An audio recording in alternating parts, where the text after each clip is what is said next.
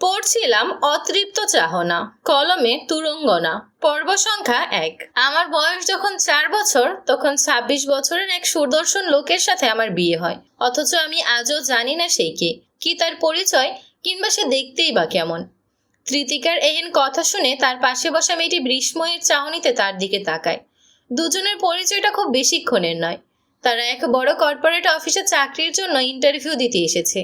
শিক্ষাগত যোগ্যতায় তৃতিকা তার পাশে বসে থাকা মেয়েটির চেয়ে বেজায় ছোট। সবেমাত্র এইচএসসি পাশ করে ভার্সিটিতে উঠেছে সে। আর তার পাশে বসে গল্পে আলাপ শোনা মেয়েটার গ্রাজুয়েশন কমপ্লিট। ইন্টারভিউর জন্য অনেকক্ষণ অপেক্ষা করতে হচ্ছিল বিধায় দুজনের টুকটাক পরিচয় হতে শুরু করে। এরপর ধীরে ধীরে ক্রমশই তাদের গল্প আলাপ দীর্ঘ হতে শুরু করে। তৃতিকার পাশে বসে থাকা মেয়েটার নাম সিমরান, আর তৃতিকার পুরো নাম তৃতিকা তালুকদার। বয়সে আর সবার চেয়ে ছোট হলেও তার কাঁধে দায়িত্বের ভারটা অনেক বেশি। তাই তো এই অল্প বয়সী একটা ভালো চাকরির খোঁজে মস্ত বড় এই ঢাকা শহরে একা একাই ছোটাছুটি করে বেড়াচ্ছে। মেয়েটা দেখতে ভারী ফর্সা, গোলগাল মিষ্টি চেহারা, কোমর পর্যন্ত লম্বা ছিলকে চুল, তবে কিছুটা এলোমেলো, অতিরিক্ত মোটা কিংবা চিকন নয়। শারীরিক গঠনে একদম আদর্শ, তবুও মনে হবে বহুদিন ঠিকঠাকভাবে খাওয়া দাওয়া না করায় ও অযত্নে অবহেলায় তার এই অবস্থা খুবই করুণ। তৃতিকার পরনে সাধারণ একটা সাদা রাঙা কুর্তি, সাধারণ হলেও বেশ পরিপাটি। কাঁধের একপাশে সাদা ওড়নাটা ঝুলিয়ে দিয়েছে, তবে এসবের মাঝেও তার চোখে মুখে অদ্ভুত এক চিন্তার ছাপ বিদ্যমান। দেখতেও অনেক বেশি ক্লান্ত ও হতাশায় নিমজ্জিত লাগছে। এছাড়া আশেপাশের সকল লোকজনও যেন তার থেকে অনেকটাই ভিন্ন। সকলের গায়েই নানান সব নামি দামি পোশাক, কত স্টাইলিশ ভঙ্গিতে চলাফেরা, অথচ সে কত সাধারণ। না চাইতেও এক তীব্র হতাশা ও বিব্রতকর কাজ করছে নিজের মাঝে।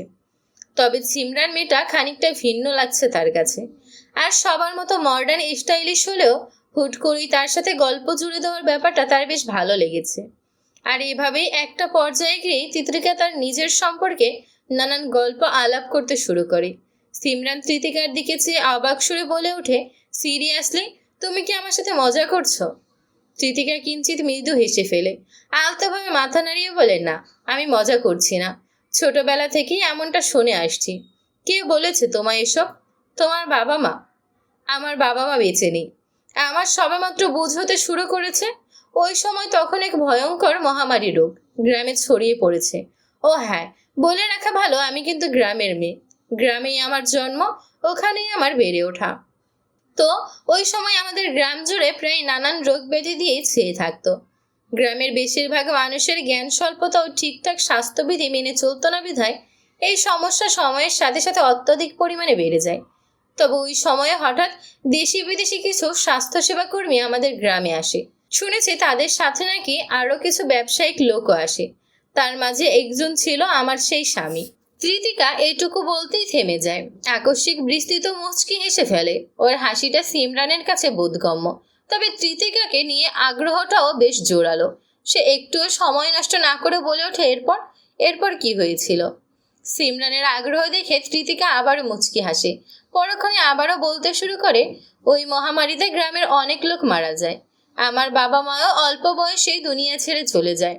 আমার পরিবার বলতে শুধু আমার বাবা মাই ছিল। এমনিতেই গ্রামে আরো নিজের কিংবা দূর সম্পর্কের আত্মীয় স্বজন রয়েছে। চাচা মামা মোটামুটি অনেকেই আছেন। এছাড়া আমার তালুকদার বংশ গ্রামের মধ্যে যথেষ্ট উচ্চ মর্যাদা সম্পন্ন ছিল। কিন্তু ওই যে স্বল্প জ্ঞান, মহামারীতে মোটামুটি আর সবার মতো আমাদেরও সবকিছু শেষ হয়ে যায়। দেশি বিদেশি স্বাস্থ্যসেবা দলগুলো গ্রামের উন্নয়নের পাশাপাশি নিজেদের মতো অনেক কিছুই আত্মসাৎ করে নিয়ে যায় এই বোকাশোকা গ্রামবাসীর কাছ থেকে। তো মূল ঘটনায় আসি। ওই যে কয়েকজন ব্যবসায়ী লোক এসেছিল না, তাদের মাঝে যার সাথে আমার বিয়ে হয় আর কি, সে নাকি অত্যন্ত ভালো মানুষ ছিল সবার মাঝে।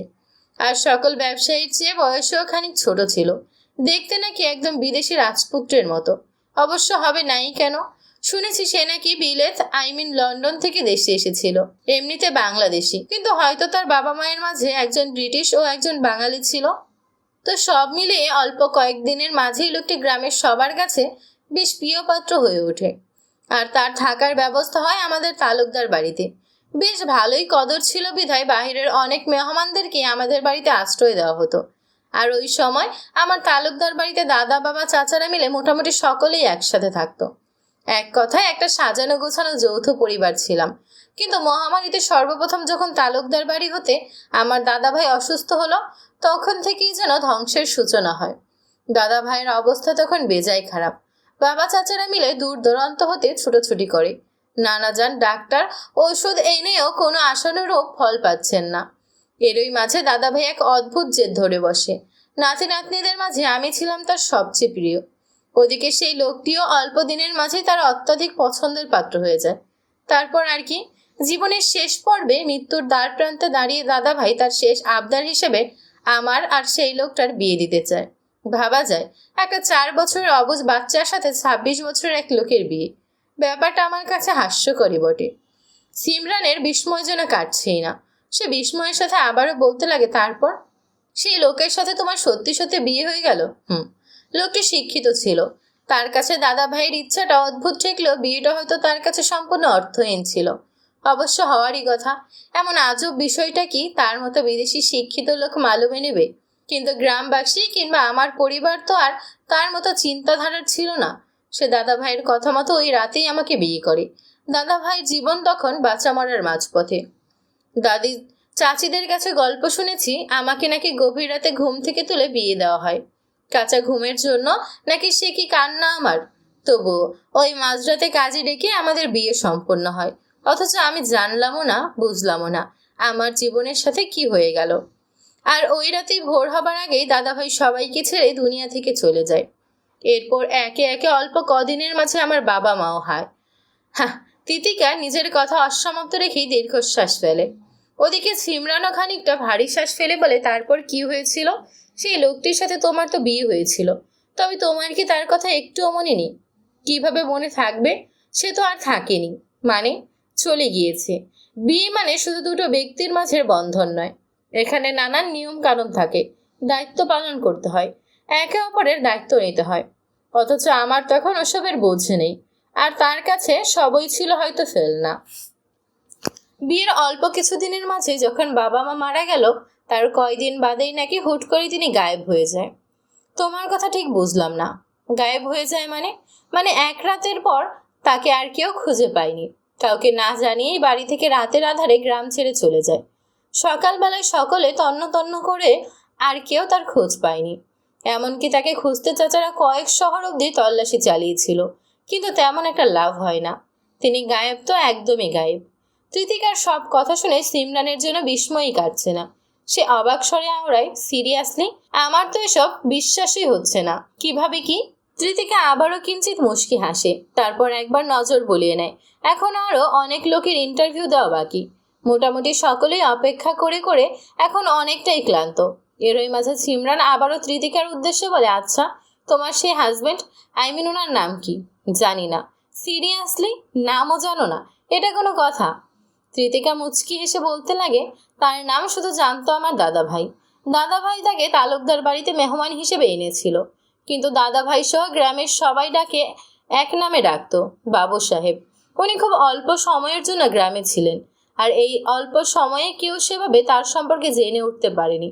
অবশ্য সেই সময় গ্রামে দুর্দশায় কার বা এত তদারকি করার অবস্থা আছে? তাই সবাই তাকে ভালোবেসে শুরু থেকেই বাবু সাহেব বলে ডাকতো। এমনিতেও বিদেশি লোক ছিল, তাই হয়তো। সিমরান খানিকটা ভাবুক স্বরে বলে, ব্যাপারটা ভালোই কমপ্লিকেটেড। আচ্ছা, যদি আবার কখনো তার সন্ধান পাও, তবে কি তুমি তখনও নিজেকে তার স্ত্রী হিসেবে পরিচয় দেবে? তোমার আর তার বয়সের গ্যাপটা তো যথেষ্ট। সিমরানের কথা শুনে তৃতিকা দাঁত খুলে হেসে ফেলল। তবে সে হাসিতে আওয়াজ হলো না, কিন্তু আকস্মিক দৃশ্যমান হলো বাম পাশ বরাবর চকচকে গ্যাস দাঁত, যা ঠিকই সিমরানের নজরে ধরা দেয়। মেয়েটিকে সব মিলে তার কাছে যথেষ্ট সুন্দরী মনে হয়েছে। যথেষ্ট বললে হয়তো ভুল হবে, অসম্ভব সুন্দরী সে। তার আমার বয়সের গ্যাপ কম হলেও 22 বছর।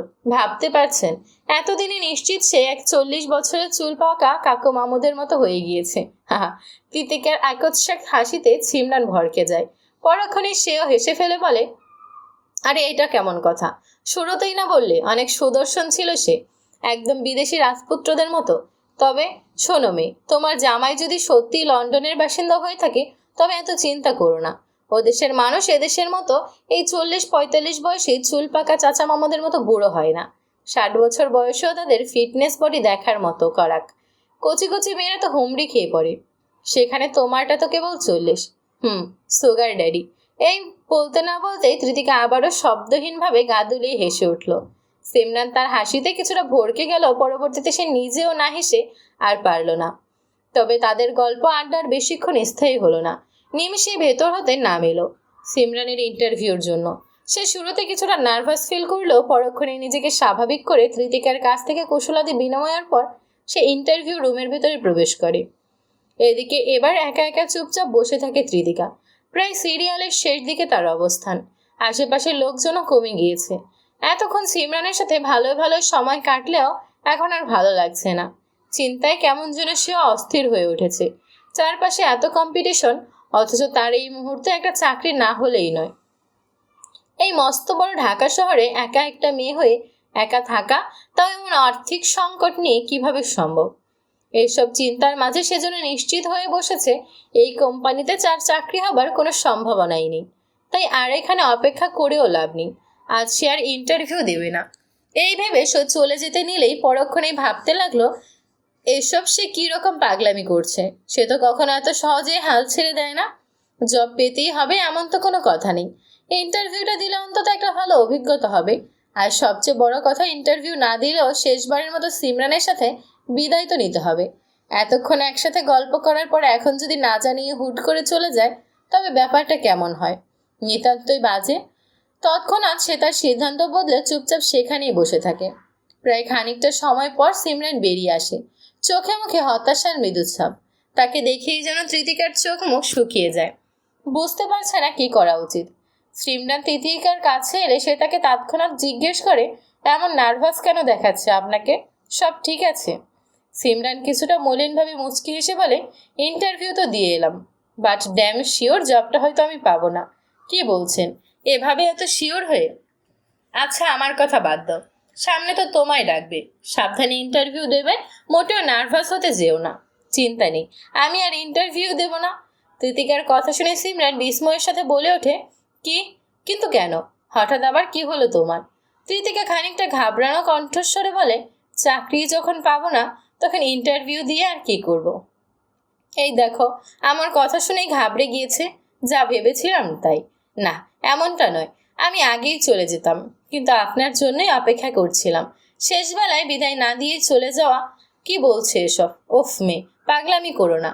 সিমরানের কথা শেষ হতে না হতেই ভেতর থেকে এবার তৃতিকার নাম ধরে ডাক আসে। নিমেষেই তৃতিকা যেন আরো বেশি ঘাবড়ে যায়। বেশি দেরি করলেও সমস্যা।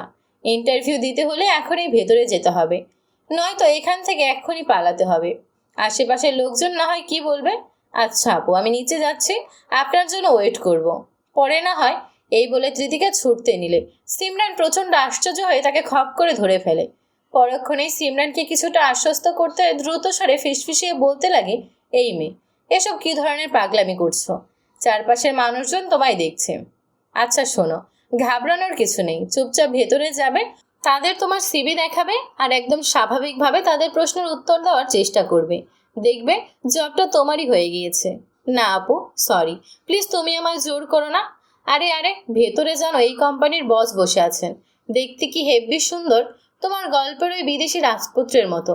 যদিও শুনেছি তার বয়স কিছুটা বেশি, কিন্তু দেখে তা বোঝার উপায় নেই। অন্তত তাকে দেখতে হলেও একবার ইন্টারভিউ দিয়ে আসো। কি আজব, আমি তাকে দেখে কি করব? কি করবে? হ্যাঁ, এমনও তো হতে পারে উনি তোমার হারিয়ে যাওয়া বর। যাও গিয়ে দেখো, চিনতে পারো কিনা। আবার তার রূপের ঝলকে পাগল হয়ে ইন্টারভিউয়ে গড়মিল করো না। আমার তো মনে হয় আমি সব মেয়ের ইন্টারভিউ বাজে হয়েছে এই কারণেই। এহেন পরিস্থিতিতে সিমরানের এমন হাস্যরসিকতা একদমই অপ্রাসঙ্গিক। তৃতিকা কি বলবে নিজেও বুঝতে পারল না। শেষমেশ একরাশ হতাশা নিয়ে এগিয়ে গেল ইন্টারভিউ রুমের দিকে। আসসালামু আলাইকুম। ভেতরে প্রবেশ মাত্রই তিতিকে নরম স্বরে সালাম দেয়। বিশাল বড় কাচ ঘেরা এক রুমে তিনজন প্রফেশনাল স্টাইলে বেশভূষায় সজ্জিত ব্যক্তি বসে রয়েছেন। একজন বাংলাদেশি, হালকা চুল পাকা মধ্যবয়সী লোক, অন্যজন যথেষ্ট ইয়াং। তবে ঠিক মাঝ বরাবর গম্ভীর মুখে বসে থাকা লোকটিকে কৃতিকার ঠিক মতো আন্দাজ করতে পারল না। পায়ের উপর পা তুলে চুপচাপ বসে রয়েছে সে। চুলগুলো খানিকটা কালচে বাদামি রঙের, তবে সেগুলো যথেষ্ট পরিপাটি করে জেল দিয়ে সেট করা।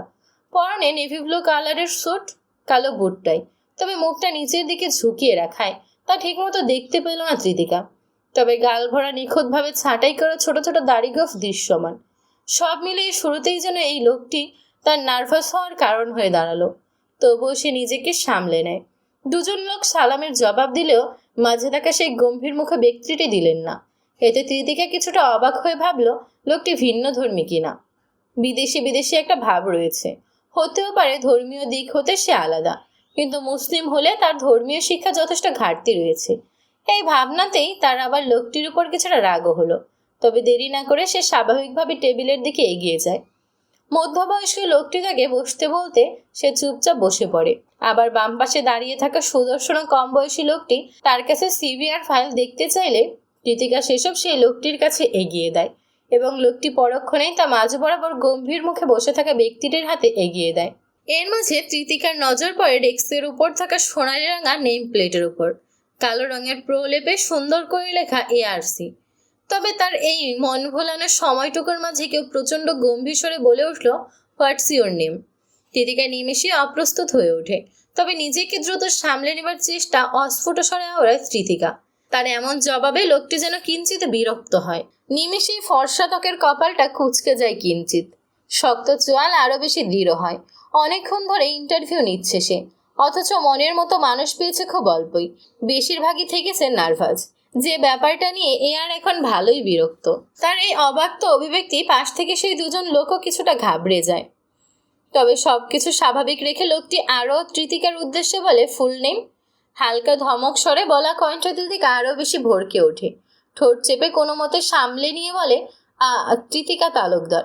এতক্ষণে সেই গম্ভীর মুখের ব্যক্তিটি তথা অধীর রায়হান চৌধুরী চুপচাপ মাথা নিচু করে ফাইল দেখতে থাকলেও তৃতিকার কণ্ঠস্বরে এবার তিনি কিছুটা অদ্ভুতভাবে মাথা উঁচিয়ে তৃতিকার দিকে তাকায়। তার অদ্ভুত চাহনিতে তৃতিকা কিছুটা অবাক হয়। লোকটি দেখতে ভারী সুদর্শন। এখন বুঝতে পারছে সিমরান কেন তখন ওসব বলছিল। তবে সাদা চামড়ার এই বিদেশিদের মতন দেখতে হলেও ব্যক্তিটির চোখ জোড়া বেশ আকর্ষণীয়। কেমন অদ্ভুত বাদামি রাঙা চোখ জোড়া তার। তৃতিকা বেশিক্ষণ তাকিয়ে থাকতে পারল না। তবে সে চোখ নামিয়ে নিতে গিয়েও থমকে যায়। লোকটি এখনো তার দিকে অদ্ভুতভাবে চেয়ে রয়েছে। নিমেষে অদ্ভুত এক শিহরণে সে কম্পিত হয়। হাত জোড়া শক্ত করে ডেস্কের নিচে আড়ালে হাঁটুর চামার অংশ চেপে ধরে। কিঞ্চিত ঢোক গিলে মনে মনে আওড়ায়, হায় আল্লাহ, এসব কি হচ্ছে? তৃতিকা যেখানে নিজেকে স্বাভাবিক রাখতে তীব্র প্রচেষ্টা চালিয়ে যাচ্ছে, সেথায় তার সামনে বসে থাকা আধীর রায়হান চৌধুরী এখনো তার দিকে নীরের দৃষ্টিতে তাকিয়ে। ফলাফলস্বরূপ তার চোখ মুখ আতঙ্কে শুকিয়ে আসছে নিমেষে। এভাবেই প্রায় বেশ খানিকটা সময় কেটে যাবার পর আচমকা কারো কণ্ঠে তৃতিকা মুখ তুলে তাকায়। তার তৎক্ষণাৎ দেখতে পায় আর তার নিরেট কণ্ঠস্বরে বলছে, ইউ মে লিভ নাও। এই বলতেই আর তার চোখ নামিয়ে নেয় এবং তৃতিকার ফাইটা তার দিকে ঠেলে দেয়। এদিকে তৃতিকার হুঁশ এখনো ফেরেনি। বুঝতেও যেন পারল না কি হতে কি হলো। আর সত্যি কি এত তাড়াতাড়ি ইন্টারভিউ শেষ? সে কিছুটা তবদা খেয়ে সামনের তিনজনের দিকে ইতস্থ নজরে তাকিয়ে দেখে তার বিষয়টা যেন এর পাশে বসে থাকা বয়স্ক ব্যক্তিটা বুঝতে পারে। অন্যদের চেয়ে তৃতিকা বেশ ছোট এবং তার মায়াবী চেহারা ও ইতস্তবোধ যেন সে নিজেই তার মায়ায় পড়ে গিয়েছে। তিনি তৃতিকার উদ্দেশ্যে সম্পূর্ণ নমনীয় স্বরে বলে, মা, তুমি এখন যেতে পারো, তোমার ইন্টারভিউ শেষ। লোকটির অভিব্যক্তিকে তৃতিকার কপালে কিঞ্চিত ভাঁজ পড়ে। সে কয়েকবার চোখের পাপড়ি ঝাপটে নিজেকে আশ্বস্ত করে এবং আর একটু সময় নষ্ট না করে নিজেকে দ্রুত গুছিয়ে নিয়ে কক্ষ ত্যাগ করে। তবে যাবার মুহূর্তে না চাইতেও একবার পেছন ফিরে আর চোখে আর ওরফে আধীর রায়হানকে দেখে নেয়। চারপাশটা তীব্র বৃষ্টিতে আচ্ছন্ন। অত্যাধিক বৃষ্টিতেই মস্ত বড় শহরের রাস্তাঘাট জরাজীর্ণ এক অবস্থা। চারপাশে কাদা পানি জমা হয়ে ড্রেনের সাথে মিশে গা গুলিয়ে যাওয়ার মতো আবহ তৈরি করেছে। অথচ এমন পরিস্থিতিতেও চারপাশের ভিড়ে একটুও মানুষের উৎপাতের কমতি নেই। যে যার যার মতো নিজ নিজ কাজে ছুটছে।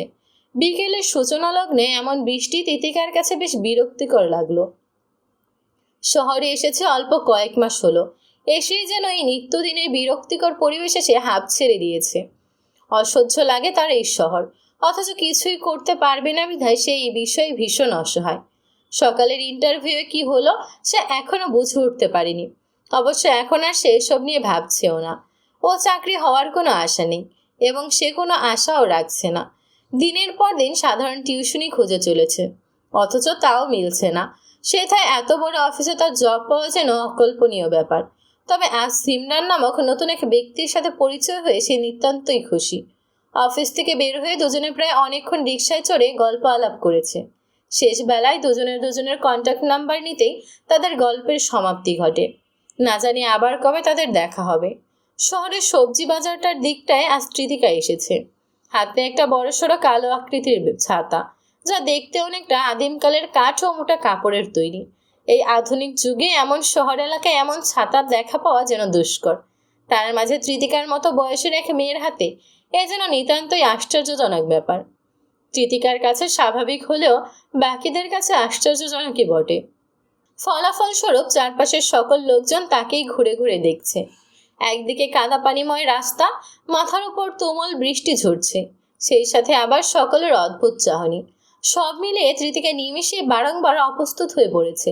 কৃতিকা যথাসম্ভব নিজেকে এক প্রকার গুটিয়ে নিয়েছে, নিজের গন্তব্যের দিকে এগোয়। সে ধীরে ধীরে বাজারের মধ্যখানে অগ্রসর হয়। হালকা কিছু বাজার করে নিয়ে যেতে হবে। বাড়িতে খাবার প্রায় নেই বললেই চলে, আবার হাতেও তেমন টাকা পয়সা নেই।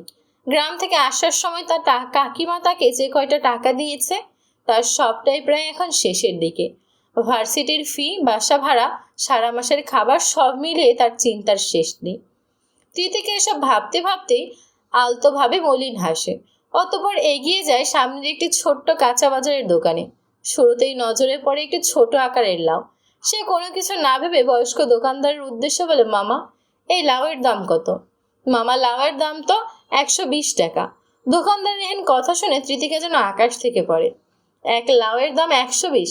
এই দামে তো তার এক সপ্তাহের খাওয়া দাওয়া খরচ খুব ভালো মতোই মিটে যাবে। এছাড়া গ্রামে লাউয়ের দামটা খুব সামান্য। অবশ্য তাদের নিজেরই লাউ সহ বিভিন্ন শাকসবজির বাগান ছিল, যার ফলে শহরের জীবনযাত্রা সম্পর্কে তার ধারণা তুলনামূলকভাবে অনেকটাই কম। কৃতিকাকে এভাবে থম মেরে দাঁড়িয়ে থাকতে দেখে দোকানদার মুখ তুলে তাকিয়ে খানিকটা বিরক্ত স্বরে বলে, কি মামা, নিবেন নাকি? নিলে তাড়াতাড়ি নেন, নয়তো এই বৃষ্টির দিনে দোকানের সামনে এমনি খাড়াইয়া থাইকেন না। লোকটির বিরক্তিবোধ কৃতিকার কাছে স্পষ্ট। সে বিষয়টাই বেশি মাথা না ঘেমেই কিঞ্চিত মুচকি এসে বলে, না মামা, লাউ থাক। আপনি বরং আমারে হাফ কেজি আলু, 20 টাকার মরিচ, 20 টাকার পেঁয়াজ আর 2 মুঠো কলমি শাক দেন। আর কিছু লাগবে না। কৃতিকার কথায় লোকটি কিছুটা কপাল কুঁচকে তার দিকে তাকায়। পরক্ষণে আবার চোখ নামিয়ে তার কথা মতো জিনিসগুলো গুছিয়ে দিতে দিতে কিছুটা বিরক্ত স্বরে আওড়ায়, কি সব ফকির নিয়ে আসে, আজকাল আবার 20 টাকারও নাকি পেঁয়াজ দিয়ন লাগে। লোকটির ব্যবহার নিতান্তই রুক্ষ, তার বলতে নেই। তবে তার শেষ কথাটা বিড়বিড় করে আওড়ালেও কৃতিকা ঠিকই শুনতে পায়। কিন্তু সে কেন ঝামেলা করতে চায় না বিধায় চুপচাপ জিনিসগুলো নিয়ে চলে যেতে চাইছে। তবে ততক্ষণে তার নজরে পড়ে দোকানের পাশে বসে থাকা এক ছোট্ট বাচ্চার দিকে। 3-4 বয়সের হবে আর কি। লোকটির এমন রুক্ষ ব্যবহারের পরেও তার কাছ থেকে জিনিসগুলো নেওয়ার সময় কৃতিকা তাকে জিজ্ঞেস করে, মামা, এটাকে? কৃতিকার কথা মতো লোকটি পাশে ফিরে ছোট বাচ্চাটিকে এক পলক দেখে নেয়। পরক্ষণে আবার কৃতিকার দিকে ফিরে বলে, আমার নাতি। ও আচ্ছা।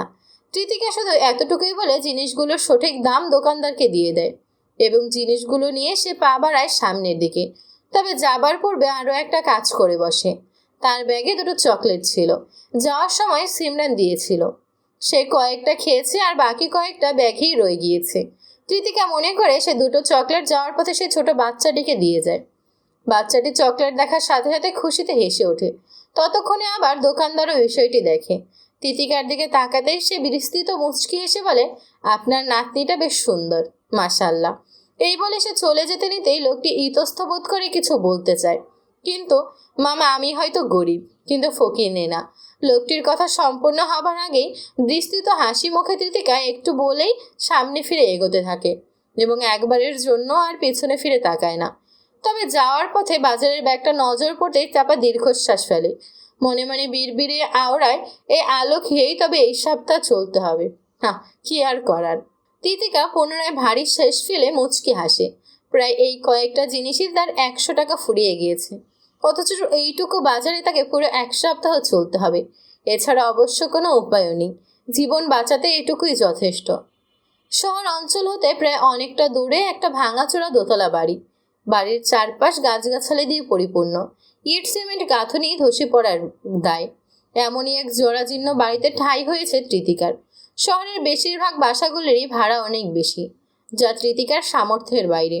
তবে সেসবের তুলনায় এই বাড়িটার ভাড়া বেশ কম। এর মানে এই নয় যে পুরো বাড়িতে তৃতিকা একাই ভাড়া নিয়ে থাকে। শুধুমাত্র দোতলা একটি ছোট্ট ঘরেই সে নিজের থাকার জন্য নিতে পেরেছে, যেখানে একটা ছোট্ট বাথরুম, ঘরের সাথে লাগানো রান্নাঘর আর শোয়ার জন্য একটা ভাঙাচোরা লোহার বিছানা ব্যতীত কিছুই নেই। লোহার বিছানা এই আধ ভাঙা ঘরেই পরিত্যক্ত অবস্থাতেই পেয়েছিল সে, যার ওপরে শক্ত কার্টুন পেপার এবং তার ওপর মোটামুটি ভালো মানের এক চাদর মালস পেতেই সে তার ঘুমানোর উপযোগী করেছে। নয়তো তাকে হয়তো শীত, বর্ষা, গ্রীষ্ম সর্বকালে মেঝেতে শুয়েই কাটিয়ে দিতে হতো। এই বাড়িতে আরও বেশ কয়েকজন মানুষ থাকে, তবে কেউই তেমন কারোর সাথে কথা বলে না। তৃতিকাও আগে বাড়িয়ে কারোর সাথে তেমন কথা বলতে চায় না, কিংবা তার সময় সুযোগও হয় না। এছাড়া নিচতলা জুড়ে বসবাস করা বাড়িওয়ালার এক বখাটে ছেলেও রয়েছে। যতবারই তৃতিকা তার সামনাসামনি হয়েছে ততবারই তাকে তার বেশ বিরক্ত লেগেছে। বিশেষ করে তার অঙ্গভঙ্গি, চাহনি সবই কুরুচিপূর্ণ। সব মিলিয়ে তৃতিকার মাথায় এখন এটাও ঘুরছে যে কিভাবে এই বাড়ি থেকে দ্রুত অন্য কোথাও যাওয়া যায়। অবশ্য থাকা নিয়ে এত কষ্ট করতে হতো না যদি শুরুতেই সে বিশ্ববিদ্যালয়ের হলে একটা সিট পেয়ে যেত, কিন্তু দুর্ভাগ্যবশত তার কপালে সিট জোটেনি। আর কষ্ট করে হলেও তাকে এখানেই এমন জরাজীর্ণ ও অস্বাস্থ্যকর এক পরিবেশে থাকতে হবে। একে একে তৃতিকা অনেক কিছুই ভাবতে বসেছিল, কিভাবে কি করলে জীবনে একটু সচ্ছলতা আসবে, কিন্তু কোনোভাবেই যেন কোনো উপায় তার মিলছে না। বারংবার সে এই ভাবনাই হতাশ হচ্ছে। সন্ধ্যা প্রায় হয়ে এসেছে। এক হাতে চুলায় ভাত বসিয়ে আলু সিদ্ধ দিয়েছে। রাতে তার এটাই খাবার। আর অবশিষ্ট ভাতে পানি দিয়ে সকাল হলেই পেঁয়াজ মরিচ ডলে পান্তা খেয়ে ভার্সিটিতে যেতে হবে। আবার এই শহরে এমন জায়গা, কারেন্টের সাথে সাথে গ্যাসের লাইনেও কত শত সমস্যা করে। অর্ধেক খাবার রান্নার মুহূর্তে যদি গ্যাস ফুরিয়ে যায় তাহলেই কাণ্ড। আজ রাতে হয়তো সেসব আধ সিদ্ধ খাবার খেতে হবে, নয়তো না খেয়েই থাকতে হবে। তৃতিকা এত সব কিছু ভাবতে ভাবতে বিরক্ত। সবশেষে উপায় না পেয়ে সে তার বাটন ফোনটা বের করে। ফোনে 20 টাকার মতো রিচার্জ করেছিল বাড়িতে কথা বলার জন্য। বাড়িতে কথা বলার মতো এখন শুধু একজনই রয়েছে, তা হলো তার বড় কাকিমা। এবং তার এই বড় কাকিমা ব্যতীত তার বাড়ির কেউ জানে না সে এখন কোথায়। তৃতিকা ঢাকায় এসে এভাবে একা একা থাকার পেছনে এক বিশেষ ঘটনা রয়েছে। খুব অল্প বয়স হতেই তার চাচা চাচিরা তার বিয়ে দিতে ব্যস্ত হয়ে ওঠে, যেন সে বাড়িতে থাকলে তাদের অন্ন ধ্বংস হয়। আর এই ভাবনাতেই তাকে সেই ক্লাস 8 থেকে বিয়ে দেওয়ার নানান চেষ্টা চালিয়েছে তারা, তবে বেশিরভাগ সময় তারা ব্যর্থ হয়েছে তৃতিকার বড় চাচি ও ছোট চাচার জন্য। তাদের দুজনের জোরেই মূলত তৃতিকা শেষমেশ এইচএসসিটা দিতে পেরেছে, আর এতে সর্বোচ্চ সহায়তা করেছে তার এই ছোট কাকা ও বড় কাকিমা। কিন্তু সে এইচএসসি দিতে দিতেই যেন খেলাটা খানিক পাল্টে যায়।